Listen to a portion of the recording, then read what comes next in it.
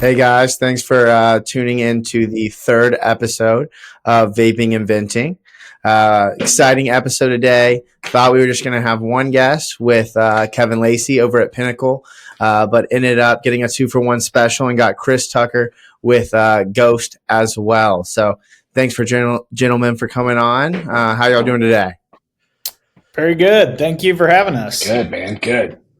Yeah, you normally don't get such a brain trust together as we've got today. So glad. That's a low bar for that word. Yeah. I mean, this may be Dumb and Dumber who've gotten together, but it'll work out great. Worst things have happened. Yeah, exactly. Well, cool guys. Well, thanks for coming on. Certainly, if anyone listening doesn't know these two names, they should. If you own a shop, you should have both Pinnacle and Ghost within your stores, no question. Both of these guys have kind of been a staple in the scene. I've, of course, only been here for a couple years, 3 years. But ever since I've been involved in the industry, these guys' names have come up. And for the most part, it's always been good. A little bad, but no. The most. Good guys. I'll take most. Yeah, for most part. So guys, how I kind of start off every show is just figuring out how you guys kind of got in this industry. No one intends on being here. They normally just stumble into it. So I guess I'll start with you, Kevin. How'd you get into the kind of smoke and vape industry, into starting Pinnacle? Full, real long story. Try and be quick. I was actually in the jewelry industry prior to this. My mother-in-law, who won't say her age on here, but is quite a bit older and from a generation where they started smoking at 6 and nobody ever quits. She had actually gotten off cigarettes using one of these weird vape devices in 2010. And I saw that if it did that for a person who has been smoking essentially her whole life, if that was going to work for her, maybe there's something to this. Fast forward, we did a C-store distribution company with e-cigarettes back when it was little bitty batteries and cardos. Moved to a retail store. Daughter has epilepsy, which is what kind of led us down the hemp and CBD road. Came out with a product for that, and at this point we do kava, kratom, hemp, nicotine, pretty much everything. And that's the fastest I've probably ever told that story. Yeah, I think I heard that before, and it was probably 15 minutes longer, but awesome. And Chris, how about you? Just kind of happened, man. It was a very unexpected road. Started out as a consumer. I think many of the people that get into this, started out as a consumer. Funny enough, went and had some dental work done, and this dentist was very mean. She was intimidating and terrifying, and she took a lot of my money. And as I'm walking out of her office, she said, "You cannot smoke, or this will cost you all of that money you just spent plus some. Do not smoke. Do you understand me?" I said, "Yeah."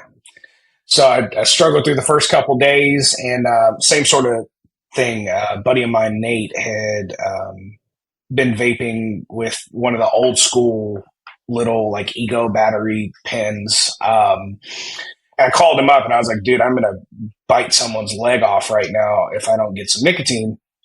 He goes, "Well, I'll go introduce you to a buddy of mine." Takes me into the store. I started going there. It caught, and it was a store called Vaping Industries out here in California. Fast forward a bunch, they went to a vape show called Vape Blast in San Antonio back in 2013, 2014. It was in San Antonio, Texas. Was it 13? 14? Okay. It was somewhere. I think it was 13. Yeah. So I ended up, he was leaving, going to Texas, knew nothing about Texas, said, "You're from Texas. Why don't you go with me?" And I said, "Make sure I have somewhere to stay and I'll go." At the time, I owned a IT company and was doing computer work out here for residential and business customers in Southern California. Went with them to the show, just was there to kind of be there, had a great time, sold a bunch of shops. And we got back, and the guy that was running the company said, "Can I make you a job offer?" And it was, this is going to sound real douchey of me, but at the time, it was one of those Wolf of Wall Street moments. And he said, "How much are you making right now?" And I told him, and I was doing pretty well for myself. I think I was 24, 25 at the time.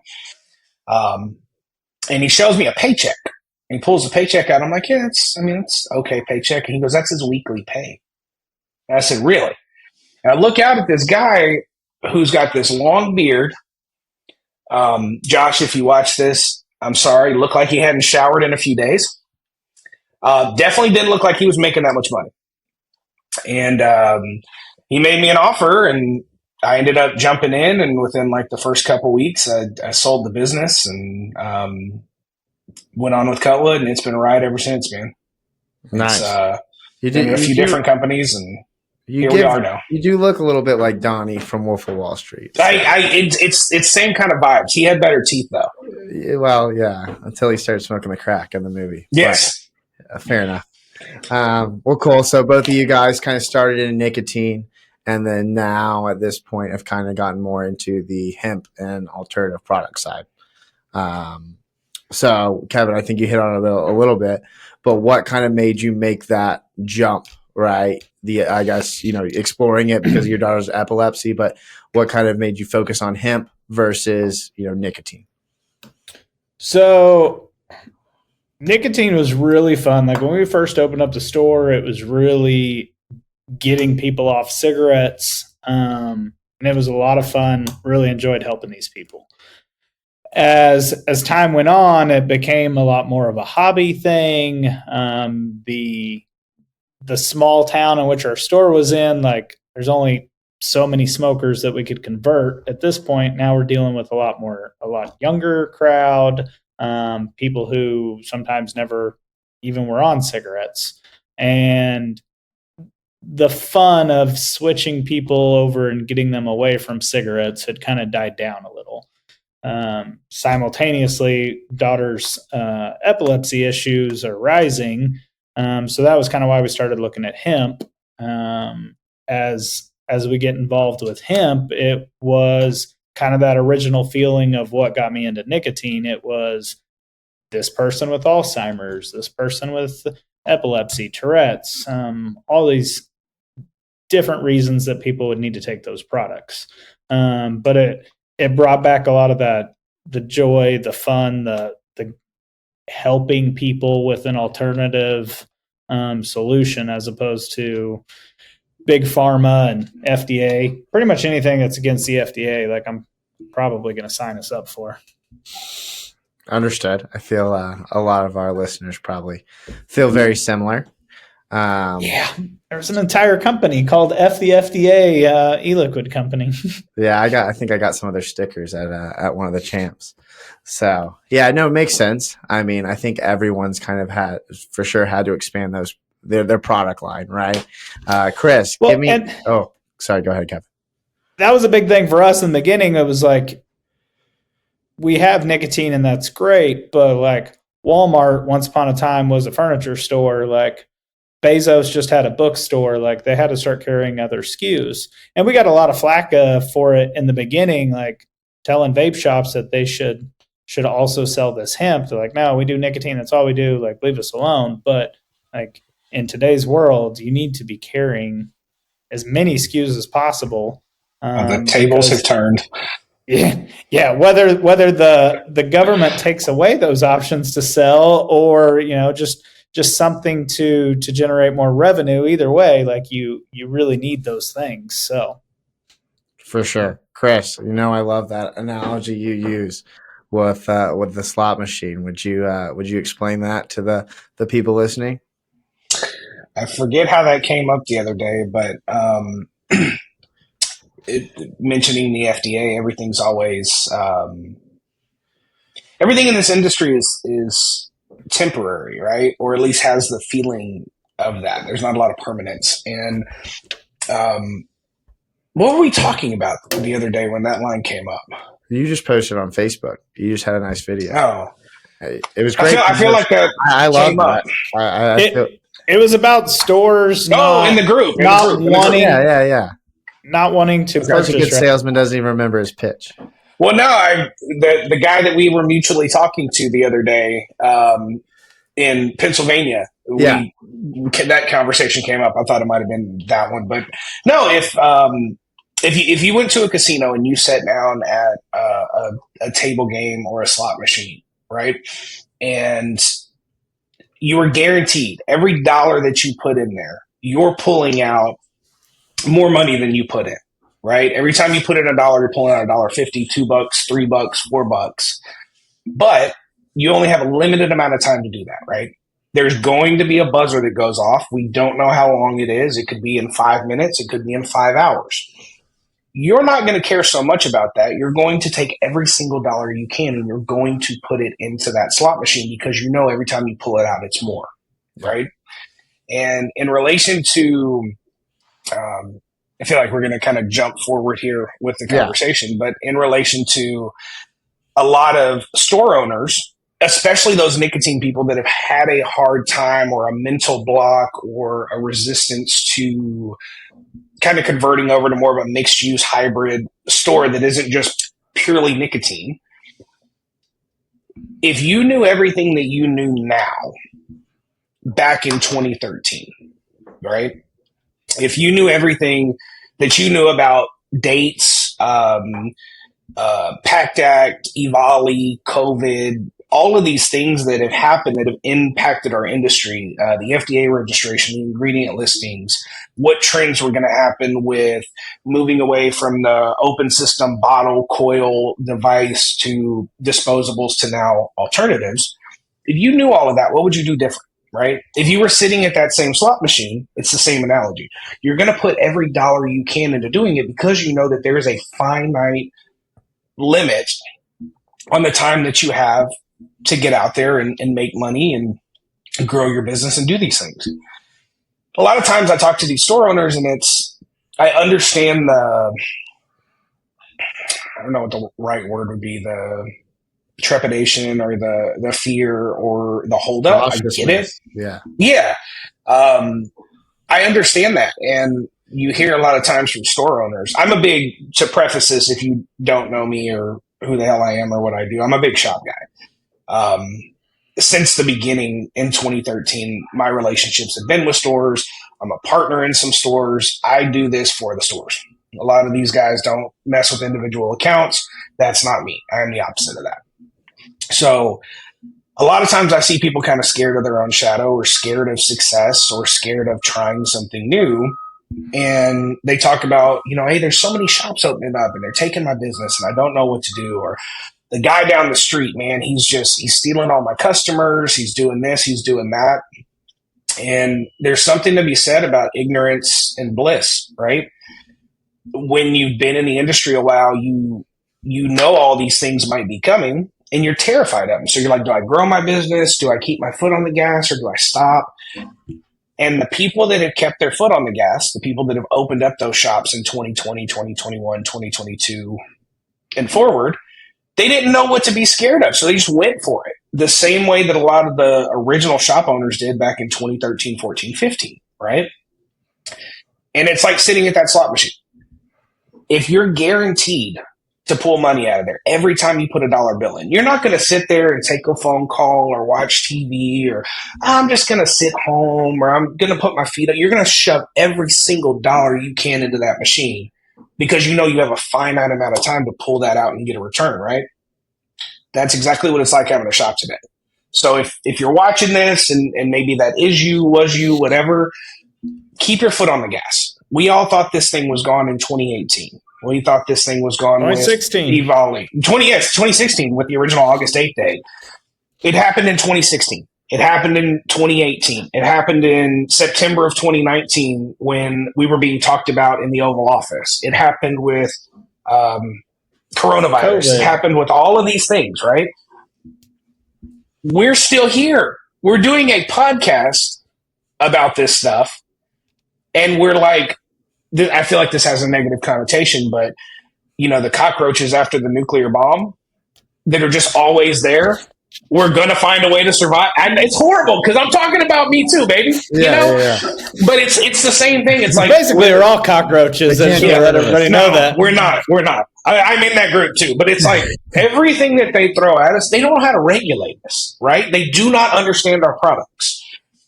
They tried this, and we were like, and then we did this. And then they did it again, and we did this, and we did this, and we did this.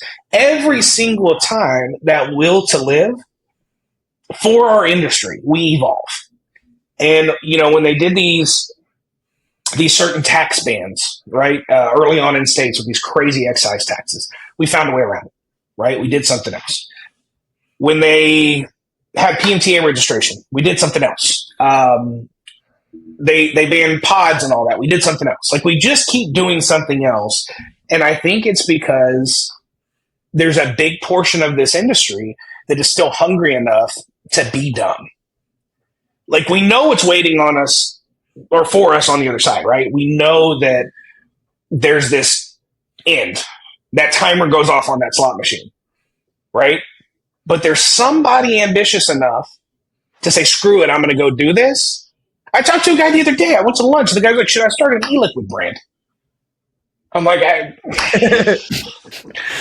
sure, man. Do your thing. Ignorance is bliss. And a lot of times just kind of putting your head down and focusing, not on what might happen, but what is happening right now. The reality of the situation in today's market, whether it's alternatives, whether it's nicotine, whether it's disposables, kava kratom, whatever the hell you sell, right? When it comes to today, you are open today. For today, you can open up that front door. You can allow customers to come in and they can spend money with you. Tomorrow, it might not be there. With the way that the world's going, we all could be in a whole different situation come tomorrow, right?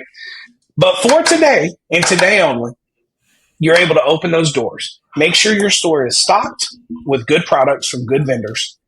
Make sure you're providing your people with good customer service. Because for today, you can continue to shove those dollar bills in that slot machine. Tomorrow, you might not be able to. But for today, you can. So keep doing it. I feel like I want to run through a wall for Chris now after that. Get fired up, baby. Yeah, exactly. We got jobs today, man. We got jobs.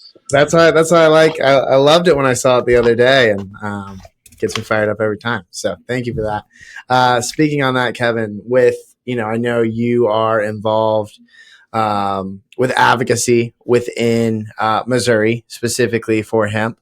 I'm sure you do things outside of the state of Missouri as well, but heavily with Missouri. How are things like that going? What are you seeing with other states in regards to hemp? Give us the rundown there if you could.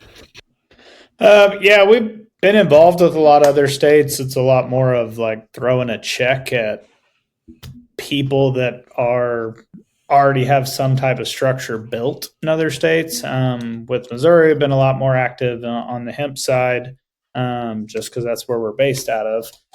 But we've had a lobbyist for several years. Shout out to Ethan Thampy. He's been amazing and made a lot of really good relationships over the years. He has done a lot of education to these people that are really just uneducated on these topics. And going into it, I originally thought there was a lot more dislike for us and wanted, whether that was a corrupt thing or whatever, but I just felt like they were against us. And a lot of them, it's not against us. It's just like they get very limited information given to them. And depending on who's giving them that information, like it can be very good or very bad. So if you go to them, they're usually very open to listening and hearing from their constituents.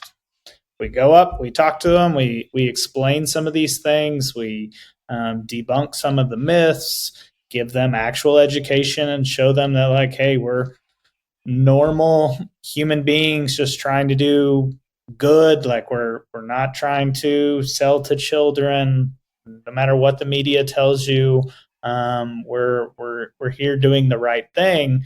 And they open up a lot more. And in what we see in specifically Missouri and a lot of other states, marijuana has become state legal over the years, and a lot of the newer hemp products are psychoactive and have definitely taken a chunk of that industry's business. And at least in Missouri, it was a very corrupt situation that you got your marijuana license with, and they paid a lot of money to get those licenses, and they're not real happy that the vape shop, smoke shop, C-store, whoever is selling similar products right down the street for drastically less cost, no taxes, or just sales tax, no marijuana taxes, no med card or anything like that. And so they make a lot of money, and they use that money on very expensive lobbyists, campaign contributions, all kinds of things. So they can really make an impact really fast when you're using that much money to get heard. And so a lot of it, luckily in the state of Missouri, they've been very understanding that we have, I guess technically it's an oligopoly. It's not technically a monopoly because it is multiple people, but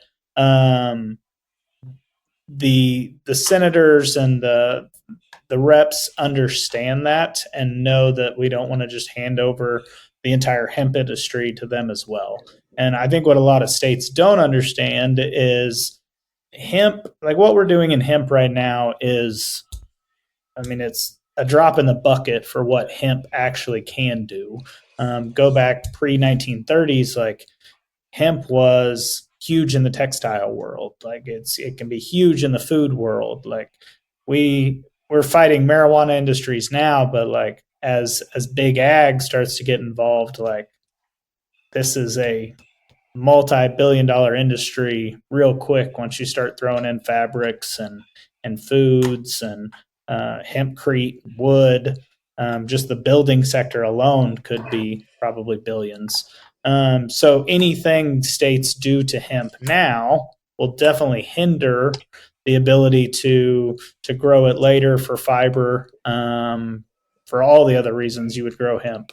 And I'm afraid some states are going to kind of shoot themselves in the foot today because of what they can't see 5 years down the road. But I think we're I don't want to get ahead of myself, but I think we're definitely doing pretty good here in Missouri, and hoping that we can keep them off this year and next year introduce some language that kind of protects us. If I can say anything to anybody else involved in their local or state legislation, you need to get on the offense and start, rather than play defense year after year and kick the can down the road. That's every lobbyist or advocacy association's best strategy, is to kick the can down the road. Like that's not going to work. Like we're probably at the end of that working, honestly. Like these next couple years, whether it's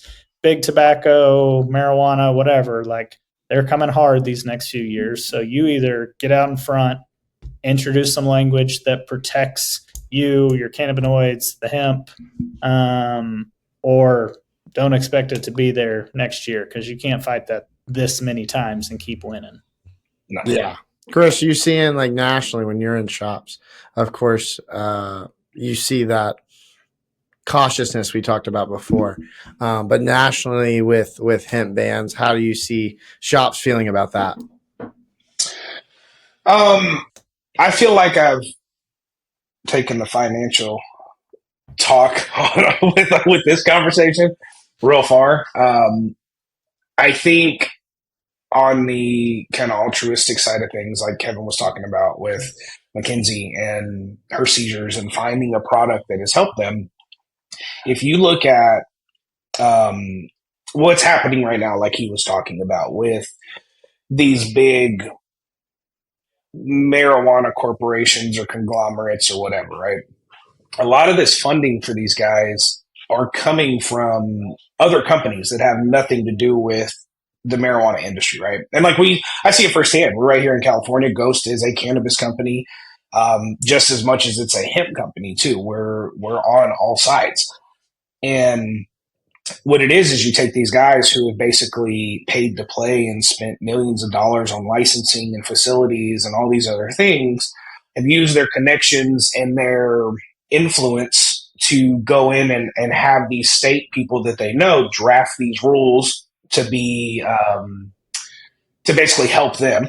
Yeah, it's a paid for monopoly, or whatever that other big word was that he used. Oligopoly. Thank you, appreciate you. Standard vocabularies here on Vaping and Venting. If you can't tell, I speak in cornbread, and oligopoly is not in the Southern vernacular. But basically what they've done is that's what they've done. They paid to play, right? It's they pay to come in, and it's 2 or 3 people to make sure that it looks like it's competition. If you look at Florida right now, they just a few weeks ago, they ran up in our building because we were fighting what's going on in Florida, where they're trying to make hemp a felony. And what it is there's a couple different companies, and they're trying to eliminate the competition, and we're competition. If you come from the vape side, what Big Tobacco did back in the day when we started eating into their cigarette numbers, right? When they realized that we were competition, they came after us because they have more money than us. They have more connections and impact and all this other stuff. And we're David versus Goliath. And it's the same thing repeated now in hemp compared to marijuana. And I bring all that up because just like with the nicotine stuff, right? Back in 2015-16, when we were talking about, Grandma Susie, who had smoked for 70 years and finally got off of her, Camels by using some bubblegum 6 milligram. Yeah. We're seeing the same thing now, but now it's big pharma, right? It's not so much the cannabis competition. It's people are getting off of these drugs. Just today, I was on the phone with one of my shops in Carrollton, Texas. She had a lady walk in. Lady was talking about how she had stopped taking her sleep aids, and she felt like when she woke up, she was a lot more clear-headed and didn't have a hangover. And she was using these gummies, right?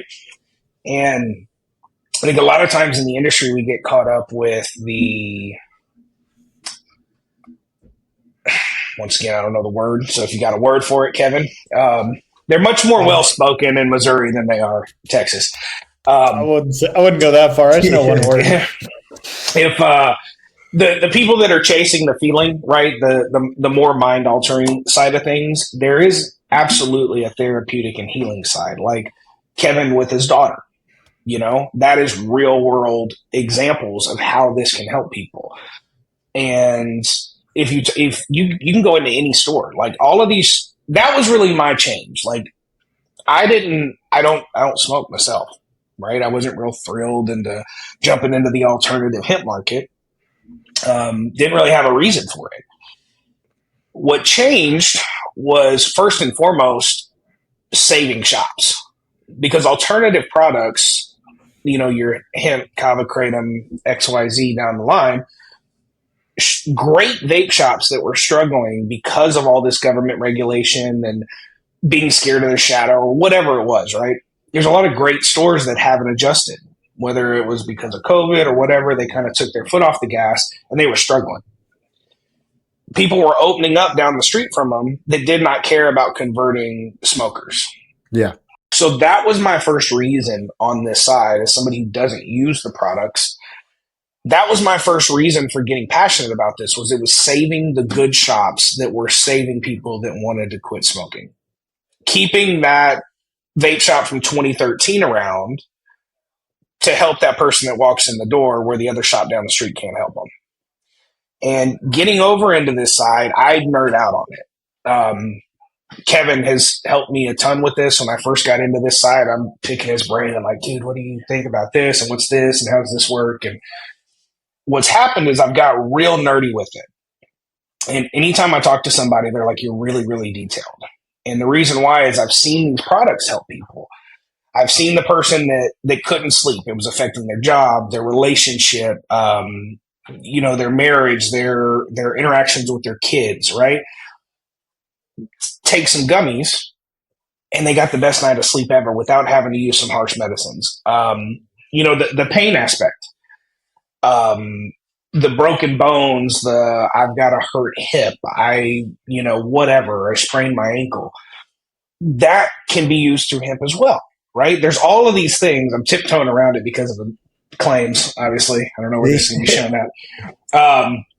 But it helps people in that atmosphere. So not only does it help small businesses that I know and care about, but it helps consumers do all of these things. And it's basically David versus Goliath again, where you have people that instead of pouring money into big pharmacy products, right? You've got people going to the shop down the street for something that's plant-based and natural that's helping them just the same for a fraction of the cost. You have people who can get that relief now without having to jump through hoops in certain states where there's a medical card or license or whatever. Or even just on the recreational side, giving that to somebody for a fraction of the cost. Like you go into the dispensary, a 1 gram cart's $40. You can go into the vape shop down the street and you're looking at a 3 gram device for that same price. They don't like that, but it's available, right? It's helping people out. And I mean, everything's expensive right now. It went from the rent is too damn high to everything is too damn high. And, I say we get people there as well, as long as we can. Well, if you ever need a product tester, you can send them my way. I got you off. I'll send my samples your way. I indulge less in the nicotine and more in the hemp, we'll say. We'll trade. Yeah, exactly. So, well, thanks for that. Makes sense there. Definitely, people want to make money, and there's definitely, like you said, there's a market for both, right? You've got the people who, the 22-year-old college kid who just wants to get a little high, and then you've got, the parent that wants to use it for more medical effects for them. So thanks for that. Moving on, I guess, away kind of from the FDA and the regulations and all that, and the advocacy side. What products are you guys selling, right? So anyone listening that needs to add products to their shop, what are a few, of you guys' big sellers? I know, Kevin, you guys have a few different product lines, whether it be the Kava, the Kratom, or of course the hemp side. So I guess I'll start with Kevin. What, if a store has never heard of Pinnacle, what should they be ordering initially? With Pinnacle, more of the CBD side of things. We got a BioFreeze, a lot of new topicals, THCA flower. With Rift, it's much more psychoactive. The THCP products and THCA products are real hot.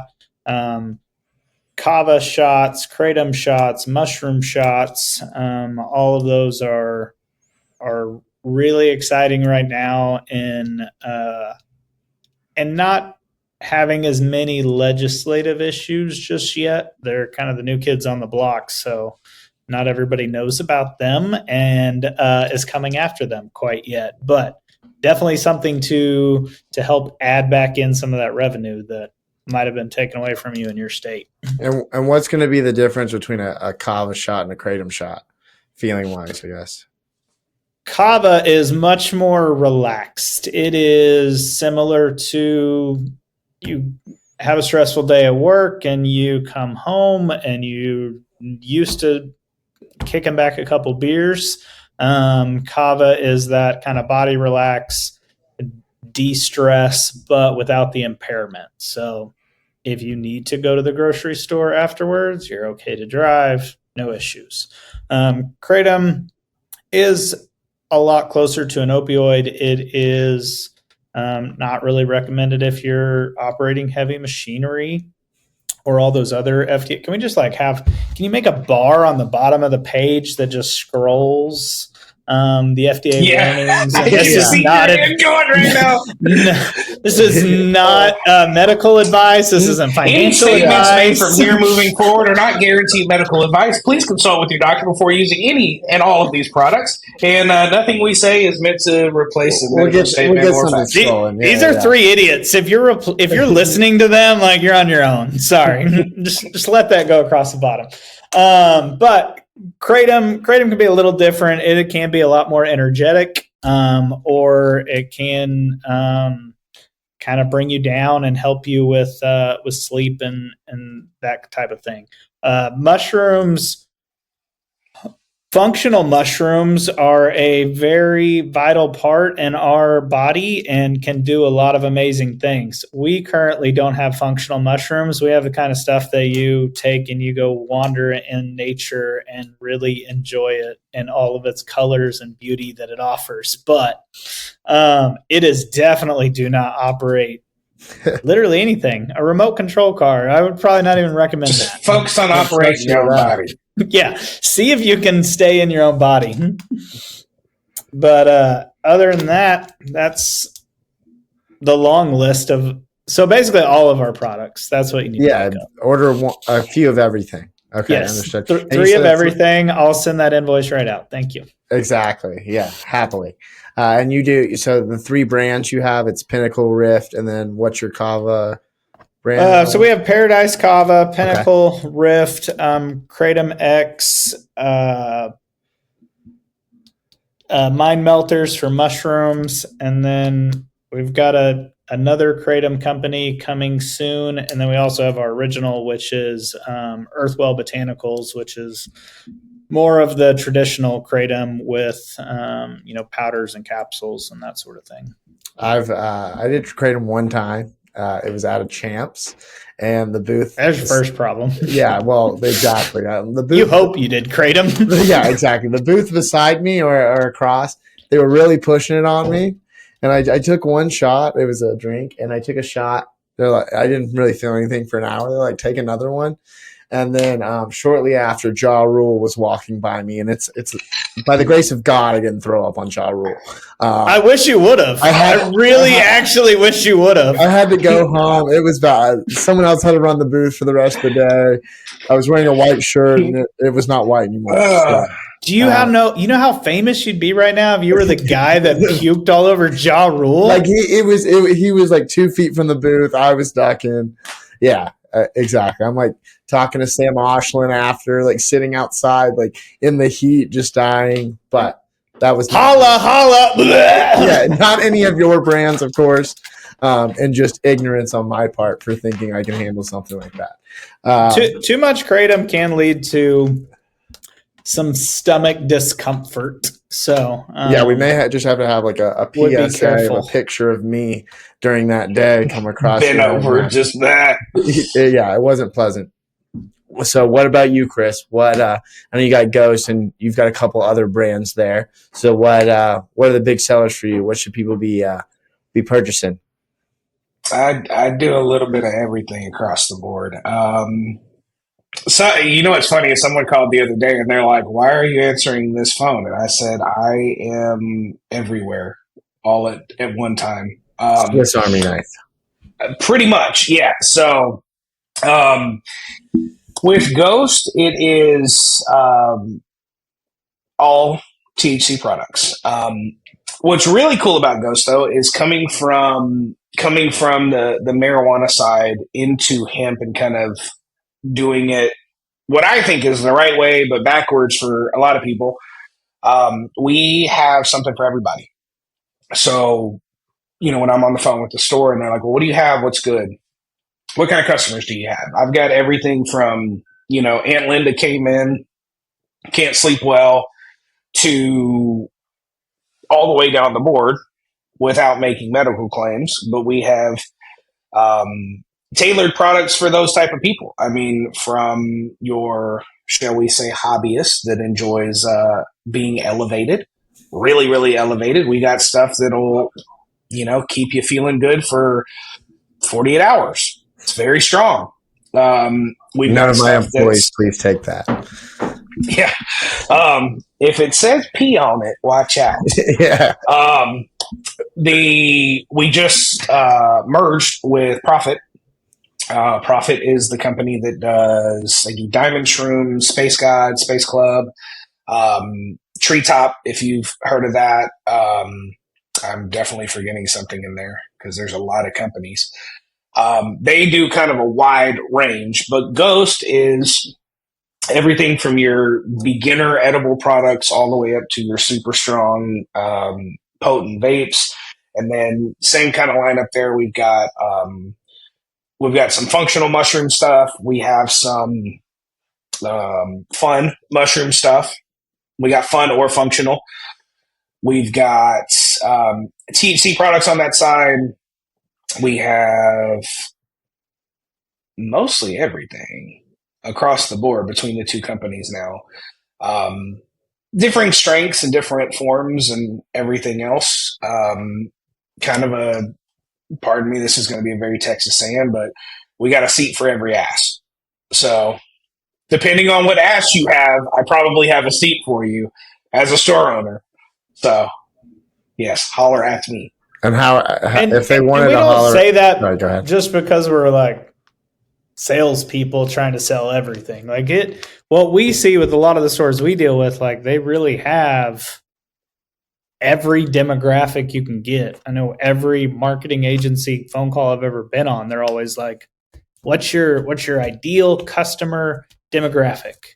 And it's always like everyone. And yes. Everybody says that. And I'm like, yeah, but literally, we deal with 22-year-old bar guy trying to get high. And we deal with 85-year-old Wilma with rheumatoid arthritis and dementia. So and everything in between. So it's not unless you have a very specific store that has a very specific customer, always recommend picking up at least a couple from all these categories, because when those people walk in, you want to have it. Because if not, the superstore down the street definitely will have it all.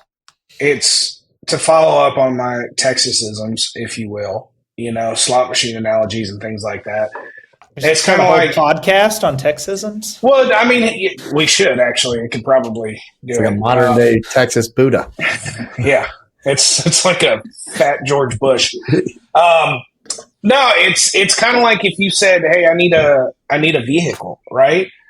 Well, what kind of vehicle do you need? What do you mean? They all do the same thing. You sit in them and they go forward, right? Some of them go reverse. That's kind of how it is picking out hemp products. If you need a little commuter that's good on gas that you can park really easily, you're probably not going to buy a Lamborghini. Not the most ideal vehicle for that, right? If you want something to race, you're not going to go buy a Honda Accord unless you're 17 and live in Southern California and they think that they can do that. They're not good at it, though. It just needs a spoiler.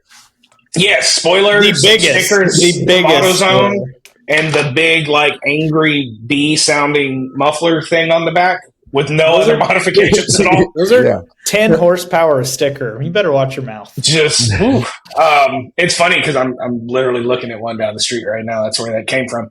If you hear some pull away, just laugh with me. No, but it's different for everybody, right? If you own a construction company, you're not gonna go grab a Lincoln Town Car to haul your drywall around. There's different. That's what I mean by there's a seat for every ass, and it's with hemp products. It's all different. I've got a shop owner of mine that she literally takes our weakest gummies, which are a 25 milligram THC and a 25 milligram CBD. She cuts them into eights, right? If you're in San Antonio watching this, I'm talking about you. She cuts them into eights. So it's like a 3 milligram dose or whatever of CBD and THC. And she takes that 8 times a day and she just microdoses all day. And that works for her pain. She was in a car wreck and, she tells me in her experience that works for her. I've got people that could eat a handful of 5 or 6 of those gummies and they're not going to feel a thing. We've got products where they will feel a thing. It's really different. And I remember, funny enough, talking to Kevin about this in the beginning when I was trying to figure out CBD when I got my tonsils out. He's going to laugh because he's going to remember that conversation in a second, or not. You don't remember the Sarah McLachlan video with the signs? Yes, and all? Yeah, there we go. Okay, you should have said Sarah McLachlan. That was way more meaningful. No, he was telling me, he's like, yeah, everybody's different and different things do different stuff to people, right? And that's what I found on the hemp side. And when you have something that gives people relief, right, they will come back to get it because you're helping their life. And I'll give this message if there's any shop owners that are watching this that have maybe struggled with that transition to alternative products, right? In the same way that you help somebody get off of smoking, right, and it allows them to breathe better, it allows them to not smell like cigarettes when they pull up to get their grandkids. It allows them, possibly more years on this planet, a better quality of life, of whatever, right? In the same way that you could do that with vape products, you can do the same thing with hemp, right? It can help you get off of medication. It can relieve your pain enough where you can go work out. The warning signal is going off right now. It's doing the. Yeah, there's people have told me that in their experience, this may or may not have happened.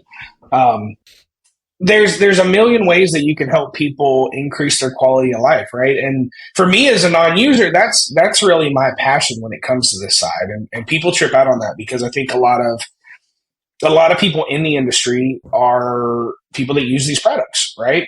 They're typical stoner dude, and it's not me. That's why I'm so passionate, though, is I've seen how these products can help change people's lives. And then on the financial side, how it's helped people increase their business. We are, and most days we don't think about this, right? But in the grand scheme of things, those of us in the industry, whether you're, a hourly worker at a store all the way up to a manufacturer, a distributor, own the company, work for the company, whatever, all of us have it made. We work in an industry where we contribute to helping people's lives. We're able to make a living off of it. And ain't a collar in sight for any of our shirts, right? Like, we get to wear comfortable pants to work every day. And, we have it made. And, you see people, once again, I'm going to go off on my shop stuff here. Like, I see people getting bummed out, and I see people lose that fire inside of them just because of all the shit that's thrown at us, right? Like, we're constantly just getting hit left and right. These state sessions where these senators and representatives that know nothing about what we do get up there and try to regulate us out of existence and then, tell us that they're not hurting us. Another Texasism, don't piss on my neck and tell me it's raining. It's what they do. They lie in your face and they're trying to kill this company that you've given hours and blood, sweat, and tears and passion and all this stuff for. There is a reason to fight for that.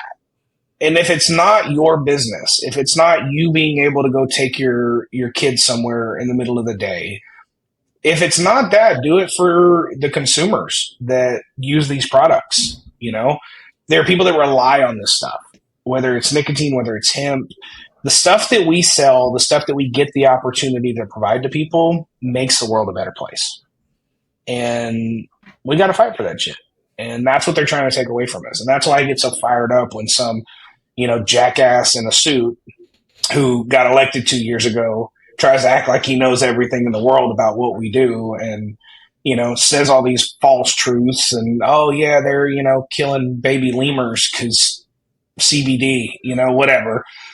It's just, there's a lot to fight for, man. And if you're a traditional nicotine person who's watching this, and you just can't find a reason to get fired up about the alternative stuff, and you just think it's some 23-year-old kid living in his mom's basement without a job who uses this stuff, could not be further from the truth. Your average user,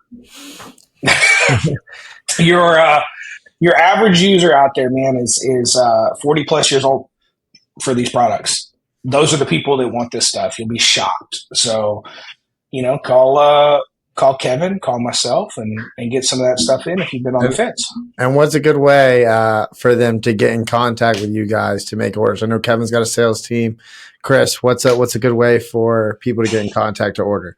I know any medium for you, pigeon, whatever it is. Hey, honestly, you could probably call half of the 800 numbers on any website, and somehow they have a directory to my phone. Forward it into you. Yeah, call me on the old cell phone, man. It's on my Facebook under Chris Tucker. If you want to write it down, 859-396-3978. Call Kevin, ask him for my number, and then that works. He'd love that. He's got it. You call me and ask me for his too. It's okay. It'd be hilarious if you did that. And then Kevin, how are we getting in contact with your sales team? I know you got John and some guys over there who should. Yeah, I mean, if you want to reach out to me on Facebook, if you want to go to Pinnacle Hemp and fill out the wholesale form, like all of that will end up just like Tucker's. Like it'll all end up to somebody. Go to the website, go to the Facebook page, go to one of our Facebook page.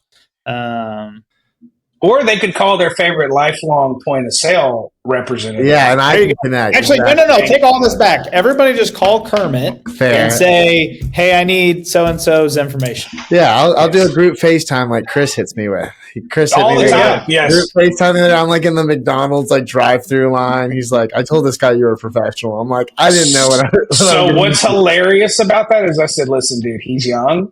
Don't let that throw you off because some people get weird about it. And literally as that last phrase came out of my mouth, I just see blonde hair. Yeah, chicken nuggets, please.